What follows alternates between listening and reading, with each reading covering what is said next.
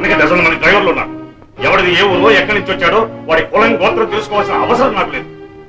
మీకు లేకపోవచ్చు, ఆ అవసరం నాకు. చిరంజీవి నా కోసం అతని ప్రాణం బలిపెట్టాడు. కొంతమంది బతకడానికి పుడతారు, కొంతమంది చావడానికి పుడతారు. అది వాళ్ళ కర్మ. అయినా అర్థాలు వాడి గురించి విత్తవరే అయిపోతావేంటి? వాడికి వాడిన వాడి ప్రాణానికి ఒక 1000 రూపాయలు పిసిరాతలు పరిచయం సరిపోతుంది. అవును, అతని బదులు నేను చచ్చుంటే తెలిసేది ఆ ప్రాణం విలువ. ఏమిటయ్యా మాటలు? అవునమ్మా, డబ్బు వల్లే మనిషికి విలువ అని ఆయన నమ్మితే ఇప్పుడు విలువ కట్టవలసింది అతని ప్రాణానికి కాదు, అతను కాపాడిన నా ప్రాణానికి. ఈ ప్రపంచంలో అందరికీ అన్నిటికీ ఒకే విలువ ఉండదు, ఉండకూడదు. నడివీధిలో చచ్చిన కుక్కని మున్సిపాలిటీ వాళ్ళు లాగే అవతల పారేస్తారు. ఒక మనిషి చచ్చిపోతే అంత తేలిగ్గా తీసి పడేస్తారు. అతను నమ్ముకున్న వాళ్ళకి కన్నవాడికి తెలుస్తుంది అతని ప్రాణం విలువ. అమ్మా, మనిషి విలువ తెలిసేది పాపిష్టి డబ్బు కాదు. ఆ పాపిష్టి డబ్బులో నేను పుట్టావు పెరిగావు మర్చిపో. అది ఇప్పుడే తెలిసింది. తెలిసిన తర్వాత ఆ పాపాన్ని కడిగేసుకోవాలి. ఏమిటి బాబు అంటున్నది? ఏ అర్థం కాలేదా? నేను సంపాదించింది పాపిష్టి డబ్బని, అది తనకు అక్కర్లేదని, ఈ ఆశతో పాటు నన్ను నిన్ను కూడా వదులుకుంటానని అంటున్నాడు.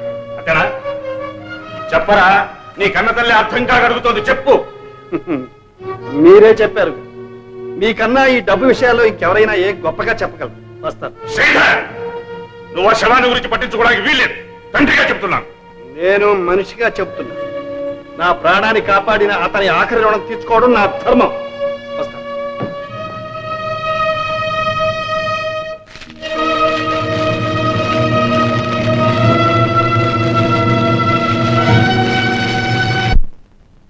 చిరంజీవి, ఏ రుణం కోసం మనం కలిశాము? లేక ఇలా రుణం తీర్చుకోవడానికి మనం కలిశామేమో. కానీ మెరుపులాంటి నీ వెలుగులో ఎన్నో విషయాలు తెలుసుకోగలిగాను. నువ్వు లేని ఈ ప్రపంచం నాకెంతో చీకటిగా ఉంది ఫ్రెండ్.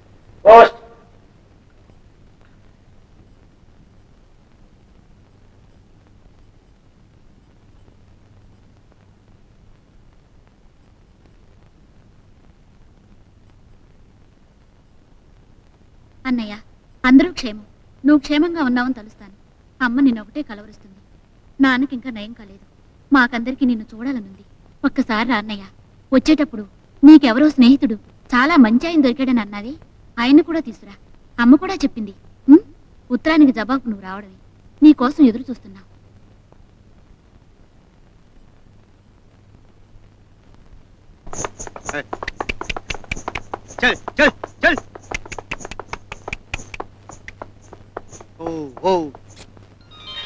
సరళా, చిన్నోడా, అన్నయ్య వచ్చాడరా?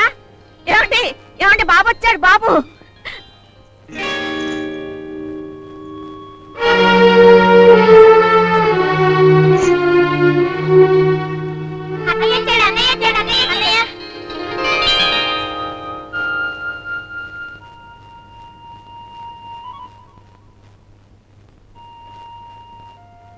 ఏమీ అనుకోవద్దండి. మా అన్నయ్య అనుకున్నావు. నేను మీ అన్నయ్య స్నేహితుడినేనమ్మా.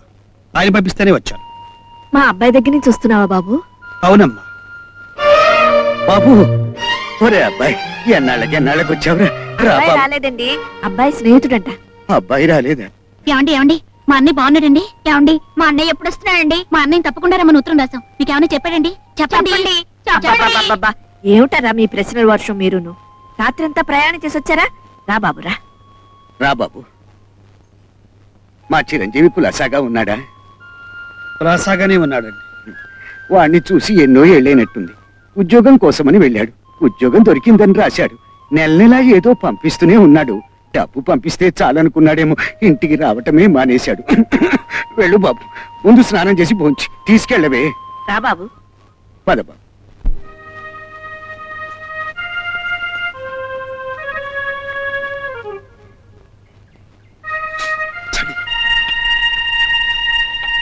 ఏమిటమ్మా ఇది? సున్నిపిండండి. ఓహో, నీ పేరేంటి? సరళ. మీ ఇంట్లో సబ్బుంటే తెచ్చి పెడతా. మా ఇంట్లో సబ్బు వాడమండి. సున్నిపిండి. తలంటుకోవడానికేమో సీకాయ పొడి. ఓహో, సరే, నువ్వు వెళ్ళు. త్వరగా స్నానం చేసి రండి. భోజనం రెడీ. ఏమండి, మా అన్నయ్య నన్ను హైదరాబాద్ తీసుకెళ్తానని చెప్పాడు. మీతో నన్ను తీసుకెళ్తారా? నిన్ను మరీ తీసుకురామని చెప్పాడు. తప్పకుండా తీసుకెళ్తారు బాబు. అయితే నేను బట్టలు సర్దుకుంటాను. హైదరాబాద్ వెళ్తున్నాను. ఇప్పుడు వీళ్లకు ఆ విషయం చెప్తే తట్టుకోలేరు. వీళ్ళు తట్టుకోగలరనే ధైర్యం వచ్చే వరకు ఈ మాట నాలోనే దాచుకోవాలి. చిన్నబాబు గారు అర్ధరాత్రి కూడా ఒంటరిగా నడిచి వెళ్తుంటే చూస్తూ ఊరుకుంటారా? లేదయ్య గారు కారు తీసుకొస్తాను పట్టుకెళ్ళి చెప్పాను. చిన్నబాబు గారు వద్దన్నారు. వద్దంటే మన ఇటున కారు తీసుకుని వెంటనే వెనకాలని తెలియదు. నేను చెప్పాను అయ్య గారు, చిన్నబాబు వచ్చి అన్నారు. కొట్టి ఏం ప్రయోజనం చెప్పండి. ఉండరా చెప్తా. వెళ్ళిపోతారని వాటికి మాత్రం ఏం చెప్తాను. ఎవరికి తెలుసు? నీకు తెలుసా? నాకు తెలుసా? మీకు తెలుసండి, ఇదంతా పాపిష్టి డబ్బని. ఈ డబ్బు నాకు అక్కర్లేదని వాడు మీతోనే అన్నాడు. ఈ పాపాన్ని బదిలించుకోవాలి, ఈ రక్తాన్ని కడిగేసుకోవాలని వాడు మీతోనే చెప్పాడు. అంత స్పష్టంగా చెప్పి వెళ్ళిపోతున్నా వాడిని మీరు ఆపలేకపోయారు. మీ అహంకారం, అధికారం అడ్డు వచ్చింది. రక్తపాసం తెగిపోతుందన్నా మీకు చివుకు అనిపించలేదు. వెళ్ళని వాడే వస్తాడని వదిలేశారు. మీ సంపద చూసి ఎవరైనా చచ్చినట్టు పడి ఉంటారని, చచ్చినట్టు తిరిగి వస్తారని మీ ధీమా. మీ దృష్టిలో కొడుకైనా కూరవాడైనా ఒకటేనండి. మీరే నా బిడ్డ నాకు కాకుండా చేశారు. మీరే వాడిని ఇంట్లోంచి వెళ్ళగొట్టారండి. చెప్తా, వాడు ఎక్కడికి వెళ్తాడు? ఈ మధ్య ఎందుకు అదోలా ఉన్నాడు, మనసు బావులే గట్టే వెళ్ళి ఉంటాడు. 4 రోజుల్లో తిరిగి వచ్చేస్తాడు. దీనికి ఎంత బాధపడిపోలాకే. వాడు నీతోనూ నాతోనూ తెగతింపులు చేసుకు పెడుతున్నాడని ఆయనే అన్నారు. అల్లారు ముద్దుగా పెంచాను. నా బిడ్డ ఎక్కడైనా అవస్థలు పడుతున్నాడో ఏం చేస్తున్నాడు.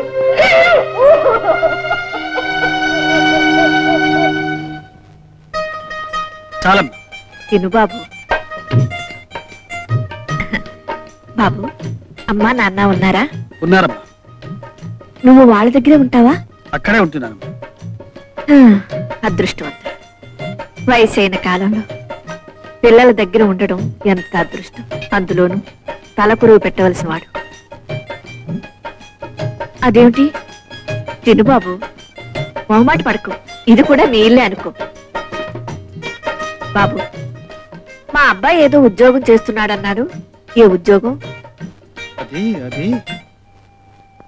మేమిద్దరం కలిసి ఒక పెద్ద కంపెనీలో ఉద్యోగం చేస్తున్నామండి.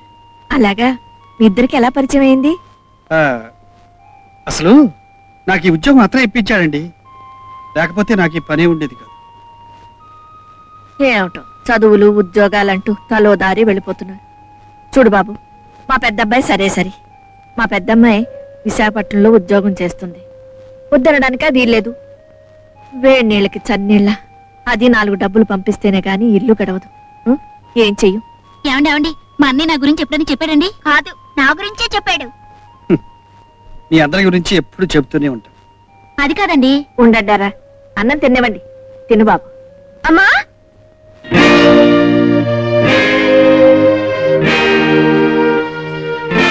లక్ష్మి, ఇదేనా రావడం? బాబు, మా పెద్దమ్మాయి. అక్కయ్య, అదే ఫ్రెండ్. నువ్వు స్నానం చేసి రావే, అన్నం తిద్దు గాని. రాకయ్య, నీళ్ళు తొడతాను.